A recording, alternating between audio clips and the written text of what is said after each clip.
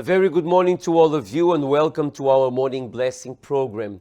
I would like to talk with you who now are there struggling inside of you with those guilties, those accusations. You who are there now, even thinking about giving up your marriage. You don't know how to deal with all the things that you have been going through, and you are seriously thinking about giving up your marriage or perhaps, I don't know, your life. I would like to talk with you right now. We have pastors here available to talk with you. You can call to our helpline number. The number is right here. You can just take the number, call immediately, or you can even talk with a pastor through our online pastor. Then you must go to the website, the uckg.org.au, and you will find there the online pastor and talk with one of our pastors. But I want you to know that we are here to help you. Okay, we are here not just to talk about the God. We are here to help you. Talk about faith. Talk about what can God do in your life, and for that I will show to you a testimony, a powerful testimony. But we also want to talk with you. We want to pray for you. We want to hear your voice, to know from you what you are facing so we can help you, okay? And like I said, you will see now, you will watch in our testimony. And it's important that you understand the same way that this person was able to overcome all the sufferings, all the doubts, all the issues, all the negative thoughts, everything that she was carrying inside of her. It's also possible for you to change the situation that you are facing, okay? Even if it now seems impossible or very difficult to do that, but you will see that it's possible. I had a lot of things inside of me, so I was full of anger. I had a lot of grudges. I didn't have peace inside of me, and I was always searching to fill that emptiness that was inside of me. So I went to drinking and clubbing and holidays and stuff like that to fill that emptiness. Anything small would happen that wouldn't go the way I wanted. I would feel like this fire inside of me, and I would just feel really angry about things, and I would burst out in rage. I would break things. I would hit things. It was just the way that I acted. I would abuse my parents. I would say things to them that were really disrespectful. Afterwards, I would end up feeling regret for that, but I didn't know why I behaved like that to begin with. I would drink a lot. Even during the week, I would drink just because I wanted to feel relaxed. I would party a lot with my friends. But it was a moment of peace, but it wasn't even peace. It would just numb the inside of me. I wouldn't feel so much inside of me, but then afterwards it would all come back anyways. I had a lot of fear inside of me. I was afraid of dying, or my family dying as well. And I was really anxious for my future. I didn't know what my life would be when I grew up, and that brought a lot of fear to me as well. A lot of things would go wrong for me. I felt like everything was always harder for me in comparison to others. So at school, I had a lot of trouble at school with friendships and that sort of thing.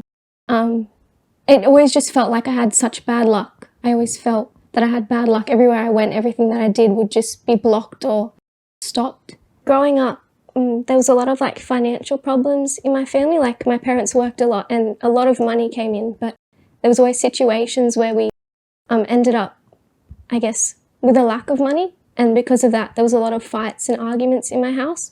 So there was no peace between my parents, and then my brother and I would fight a lot as well. And it was just we all loved each other. We wanted to be together, but we couldn't be together. My lowest point was when my brother moved away, because I felt like he abandoned me and left me to deal with the problems that we were facing in my house with my family. I had this deep sadness inside of me, and I would even cry myself to sleep sometimes, and I didn't know why I was so sad about him moving, but that was probably the worst point for me because I didn't have peace. I was feeling really empty and lonely. I had that deep sadness, and from there I had that fear. At night I would feel afraid to go to sleep. I would bring like my dog into my room at night because I was afraid to sleep alone. Because of that deep sadness as well. I didn't really understand what was going on with me. So when I started coming, I started hearing certain things that caught my attention, things that I hadn't heard before of. I was resistant. For a while, I continued doing what I wanted to do. I continued partying and doing what I wanted. But then it came to a point where it was a Sunday service and the message was really, I guess it really spoke with me on that day. And I left on that day with this idea in my mind that I was going to change. I didn't know how, but I was going to change. And from that day, I made a decision to start changing. And one of the assistants told me to wake up at 3 a.m. and just tell God everything that was inside of me, all the feelings and all the fears. And I did that. And after that prayer, things changed for me. I felt like all that fear was removed, all the traumas were removed, and I felt free from that because it was really burdening on me all the time. It was always on my mind. And I asked God what he wanted for me, and then he started to reveal certain things about my behavior and actions and sins that I had. So I stopped things like swearing. I stopped the drinking. It was a radical decision to stop that. I stopped staying in contact with certain friends. I changed the way that I dressed. I had to get rid of a lot of my clothes because they were not appropriate anymore. The way that I would speak to my parents, I had to control the way that I was speaking with them and be more respectful. And the anger that I had to stop allowing myself to be led by those emotions. After I had done all the sacrifices, I still hadn't received the Holy Spirit because I had something that was missing in me, which was putting God before my partner. I had this attachment to my partner, and it took me about 1.5 years before I could overcome that, because I couldn't understand how I could put God before him because of all the feelings or that attachment that was holding me down.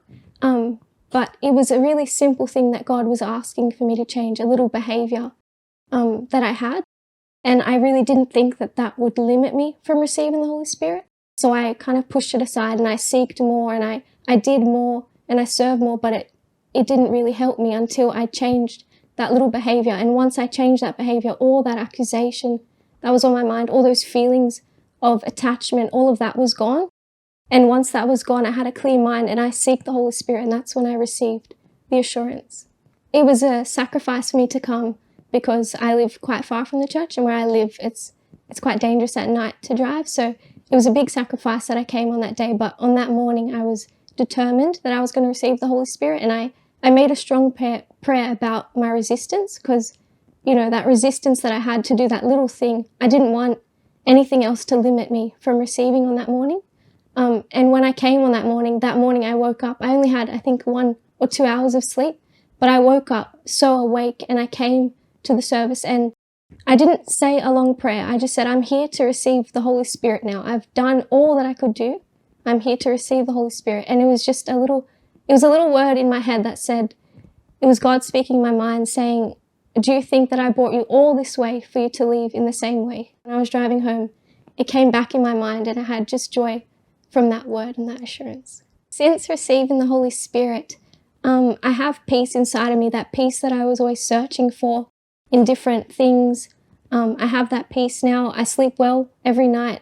I'm not afraid to go to sleep at night. And even though problems come or situations that I don't like come, they don't take away that peace that's inside of me now because I know that I'm not fighting on my own strength anymore. I don't have to do things in my way because I have God with me now to help me in those situations. The anger that I had inside of me, it's not there anymore. The way that I see people, it's different as well. Before I was very judgmental, but today I have joy in speaking to different people and helping them and giving them the same chance that I was given to come to the church. I see like a difference in my house. My relationship's different as well. I don't have that attachment, so I don't feel all those feelings that many people feel in their relationship. And things work now for me in all areas of my life. Things move forward. I don't feel that blockage always there. Like in my finances, God blessed me with a really good job, a dream job that I could have. And I have probably the biggest thing for me is my mind. I have such a clear mind now. I don't have doubts or I'm not double-minded in anything. I know where I have to go, what I have to do. And it's very clear in my mind and I have peace in my mind. And you know, I would like to say to you that if you until now didn't receive the blessed water, the water of the greatest miracles that we have been giving on Sundays morning, you are, sorry for this, but you are wasting your time if you haven't received it yet. And when I say you are wasting your time, is because you could already achieve in your life the blessing of God, the healing, the deliverance. Like many people, they are being delivered. I was talking with a man this last Sunday after our service, and he was telling me that he was delivered from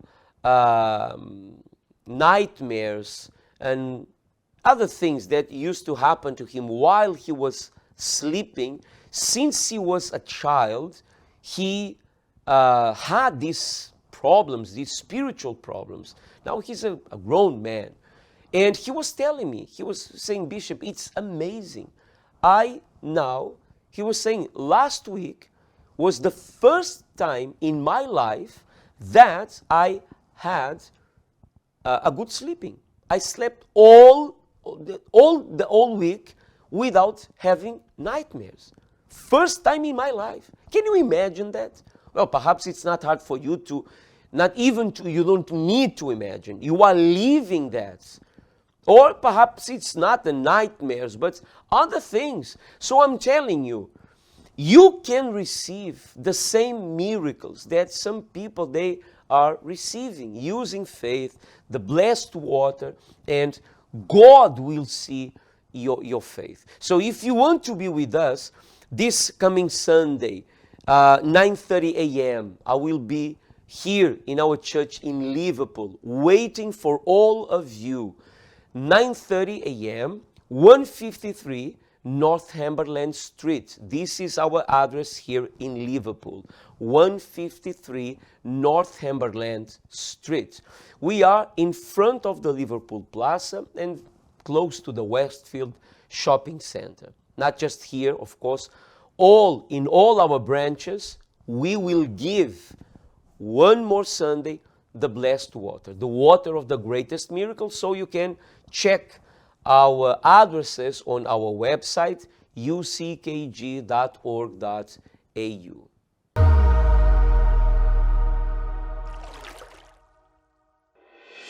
Every morning, 7 days, I was using this water. The pain, whatever it was in my stomach, it went away. We used the blessed water every day. She was drinking. And when she went for the next biopsy, no more ulcer, no more cancer, not even a scar. Everything was gone. Doctors told me that it is a open ulcer. They said we need to operate on it as quick as possible. He gave me the whole bottle water blessed, and he said drink it all now. From then onwards, it slowly healed everything in me. Come to receive the water of the greatest miracles for free this Sunday at 9:30 a.m. 153 Northumberland Street, Liverpool. For more information, check out our website, uckg.org.au.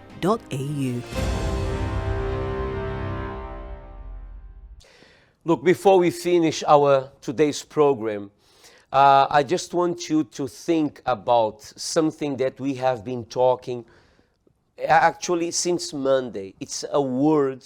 I don't know if you saw our Monday's program, our yesterday's program, but we have been talking about that man that was blind since his birth.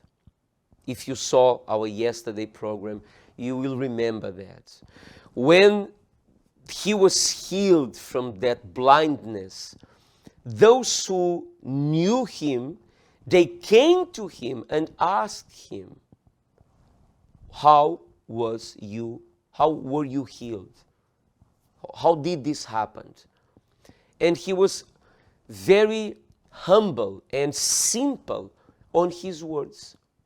He said, look, a man called Jesus told me to. He anointed my eyes with clay, and then he told me, go to the Siloam pool and washed. So I went, I washed, and I was healed. I start to see. So he explained in a very humble and simple way how did the miracle happen in his life. And this teaches that the more we ask, the more we want to know, the more we complicate things in our life, in our behalf. If you just say to yourself, okay, I will go, I will receive the prayers, I will receive that blessing water, and I will believe, and you will receive your miracle. But if you stay there asking yourself, but how can that be possible? How God will do the miracle?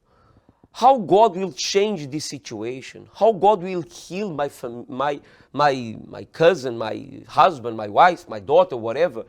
How God will deliver us from this situation? How will I overcome these traumas, these panic attacks, whatever? The more you ask, the more you complicate things for yourself. The less you will be able to believe. You know, faith comes when we hear the word of God. So that man, when he heard the word of the Lord Jesus, he believed. How did he show that he believed? He didn't saw Jesus. People even asked him, where is Jesus? He said, I don't know. He didn't know how Jesus looked like. He didn't saw him before. So he just obeyed to what Jesus told him. He just followed the instructions. So if you do that, if you are willing to do that, I am 100% sure you will also achieve your miracle, because you will show to God that faith that is inside of you. Even if you think or you say you don't have that kind of faith. Yes, you have it, but you don't know it yet. Trust me, I know what I'm talking about. Okay? And if you want to be with us today, Thursday, just to remind you that 7:30 p.m. here in Liverpool, also Queensland and Melbourne, we will have the love therapy, the rebuilding myself. It's something very special that we are talking to all singles, all couples, everyone. It's invited to be with us. Today, 7:30 p.m. May God bless you all abundantly, and see you tomorrow on our Morning Blessing program.